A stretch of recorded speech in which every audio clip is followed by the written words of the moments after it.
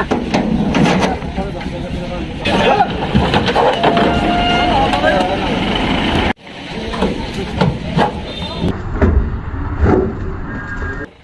বড় একটি সাইজের গরু পিকআপ ভ্যান থেকে নামানোর চেষ্টা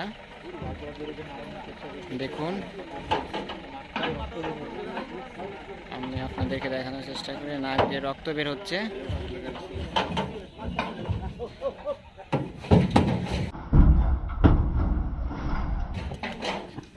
দেখুন অনেক বড় সাইজের একটি গরু দেখুন দর্শক, ওয়াও।